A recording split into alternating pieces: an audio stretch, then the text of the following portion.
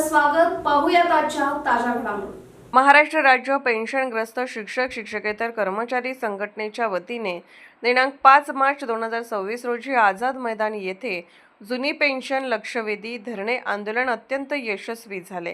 सदर आंदोलनास आमदार ज्ञानेश्वर म्हात्रे, आमदार जमो अभ्यंकर, आमदार विक्रमजी काळे, आमदार जयंत आसगावकर, आमदार सुधाकर आडबले, आमदार किरण सरनाईक, आमदार अभिजित वंजारी तसेच पेन्शन लढ्याचे संगीताताई शिंदे, प्रशांत पगार यांनी संघटनेचे निवेदन स्वीकारून न्यायिक मागण्या सविस्तर जाणून घेतल्या. पेन्शन पीडित बांधव, मयत कर्मचाऱ्यांचे कुटुंबीय, अनेक संघटनांचे कार्यकर्ते व पदाधिकारी बहुसंख्येने आझाद मैदानावरती उपस्थित होते. आंदोलन खऱ्या अर्थाने लक्षवेधी ठरलं, कारण बहुसंख्य शिक्षक आणि पदवीधर यांनी कर्मचाऱ्यांच्या प्रति श्रद्धांजली अर्पण करून पुढील रणनीती जाहीर केली. आमदार विक्रम काळे यांनी संघटनेच्या कार्यपद्धतीचे कौतुक करून नेहमीच संघटनेच्या मदतीस तयार असल्याचे जाहीर केले. सर्वच आमदारांनी लवकरच यासंबंधी मुख्यमंत्री देवेंद्र फडणवीस यांच्यापर्यंत संघटनेच्या न्याय मागण्या पोहोचवण्याचे आश्वासित केले. संघटनेबरोबर मुख्यमंत्री, शिक्षण मंत्री, सचिव यांच्याबरोबर बैठक आयोजित करण्यासाठी सामुदायिक प्रयत्न करणार असल्याचे जाहीर केले. शिक्षण मंत्री दादासाहेब भुसे यांच्याबरोबर मंत्रालय येथे सविस्तर चर्चा करून निवेदन दिले. चर्चमध्ये राज्याध्यक्ष विजय शिरोळकर, सचिव भास्कर देशमुख, कोषाध्यक्ष तानाजी शेळके, राज्य समन्वयक रणजित तावरे यांनी भाग घेतला. मंत्री महोदय यांनी हा प्रश्न वरिष्ठांच्या पर्यंत पोहोचवून बैठक घेण्याचे आश्वासित केले. शिक्षण विभागाचे प्रशासकीय अधिकारी चुकीची माहिती मंत्री महोदयांना सांगत आहेत, सत्य माहिती लपवण्याचा प्रयत्न करत आहेत. याबद्दल अध्यक्षांनी शिक्षण मंत्र्यांच्याकडे नाराजी व्यक्त केली. सदर चर्चेचा वृत्तांत संघटनेने शिक्षक आमदार महोदयांकडे मांडला असून पीडितांना न्याय द्यावा ही आग्रहाची मागणी केली आहे.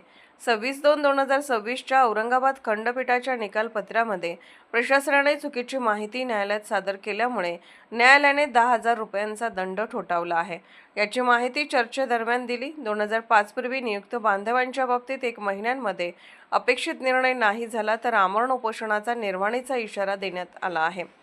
महाराष्ट्र राज्य पेन्शनग्रस्त शिक्षक शिक्षकेतर कर्मचारी संघटनेचे सर्व कार्यकर्ते व पदाधिकारी तनमन धन अर्पण करून सर्व शक्तीनिशी लढा देत असल्याचे प्रकर्षाने जाणवले. सदर आंदोलनाचे नेतृत्व अध्यक्ष प्राध्यापक विजय शिरोळकर, कार्याध्यक्ष प्राध्यापक योगेश्वर निकम, उपाध्यक्ष संपर्क कदम, सचिव भास्कर देशमुख, सहसचिव सुनील कांबळे, तानाजी शेळके, मारुती खेडकर, निशिकांत कडू, राजू लहासे, डॉक्टर गोविंद गोडसे, प्राध्यापक रणजित तावरे, प्राध्यापक मधुकर कांबळे आदींनी केले. SB न्यूजसाठी मुख्य संपादक शिवाजी भोरे. आपल्या पगारातून म्हणजे कटणार आहे ते पेन्शन तुम्ही घ्या. मग आता या ठिकाणी जे शिक्षक कर्मचारी आहेत यांनी एवढे वर्ष सर्व्हिस केले, मग यांना तुम्ही काही द्यायचं नाही का? हा मोठा प्रश्न या ठिकाणी आहे. आणि आज खऱ्या अर्थाने मी जर थोडं माझं वैयक्तिक सांगतो, मी स्वतः या संघटनेमध्ये काम करतोय आणि माझ्या महाराष्ट्रामध्ये काही जे विनाअनुदानितचे काही शिक्षक आहेत, या शिक्षकांनाही सुद्धा 15 वर्ष झालं पगार नाहीये. यामध्ये आमच्यातील काही शिक्षकांनी आत्महत्या केल्या, काही शिक्षक आता आत्महत्या करण्याच्या मार्गावर आहेत, काही मोलमजुरी काम करतायत, कुणी पेट्रोल पंपावर काम करताय, कुणी हॉटेलवरती काम करताय, कुणी शेतामध्ये काम करताय. असे अनेक प्रश्न या ठिकाणी या शिक्षकांचे मोठमोठाले प्रश्न आहेत. या प्रश्नाकडे शासन लक्ष देत नाहीये. आपण जर शासनाला विचारलं की आम्ही उपोषण करतोय, आमच्या न्याय हक्कासाठी आम्ही लढतोय, मग आपला आवाज त्यांच्यापर्यंत जातोय, परंतु या ठिकाणी किती लोकांचे जीव गेले असतील त्याचाही पत्ता नाही, त्याचाही शासनाने किंवा आपण कोणी हिशेबी ठेवला नाही. 2005 सालानंतर काय असं घडलं की त्या अगोदरच्या ज्या सेवा आहेत त्या पेन्शनेबल सेवा म्हणून ग्राह्य धरल्या होत्या. मग आता काय झालं, 2010 नंतर आलेला हा GR तो काय नेमका आहे, मग त्याच्यासाठी आपण याला का वेटी धरलं गेलं? आपल्या नेमणुका 2005 पूर्वी झालेल्या आहेत. मग आम्हाला म्हणजे इतर सगळ्या डिपार्टमेंटना सर्वच शासन अनुदानित असेल किंवा शासनाचे जे कर्मचारी आहेत त्या सर्वच लोकांना पेन्शन मिळते. मग आम्हा खाजगी अनुदानित प्राथमिक, माध्यमिक आणि उच्च माध्यमिक शिक्षक या लोकांना का नाही? हे मिळत, आपल्या पेन्शन मिळत.